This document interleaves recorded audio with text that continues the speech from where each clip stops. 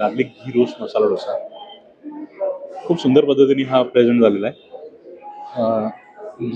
घी मसाला डोसा आहे आणि आज त्यांनी लाल मिरची असते ना, लाल मिरची आणि लसूण याचा ठेचा किंवा याची जी चटणी आहे ती लावून दिली आहे अख्ख्या डोस्याला. खमंग असा लसणाचा वास आहे. आता उत्सुकता खूप वाढली की हा चवीला कसा असेल. आधी नुसता डोस्याचा घास खाऊन पाहायचा आहे की त्याचं किती प्रमाणात तिखटपणा किंवा काय बदल येतो त्या डोस्यामध्ये आणि नॉर्मल मसाला डोसामध्ये ते बघूया. छान आहे.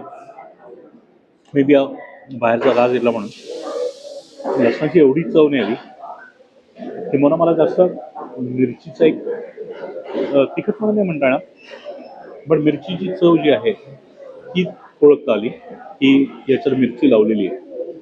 किंवा आज जसं आपण जाऊ तसं त्याच्यात आपल्याला त्या चवी लागतील. आता चटणी बरोबर खाऊया. लाल चटणी.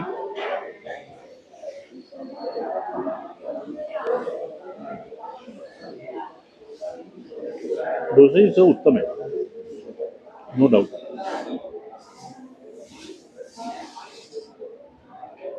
छान आहे. नक्की ऑर्डर करा. इथे तुम्ही आलात ना, घी रोस्ट गार्लिक मसाला डोसा हा पदार्थ तुम्ही नक्की ऑर्डर करा. खूप छान आहे.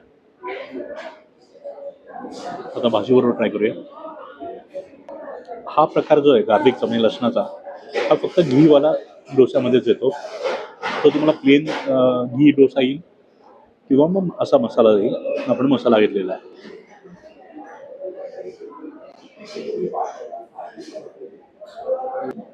छान आहे.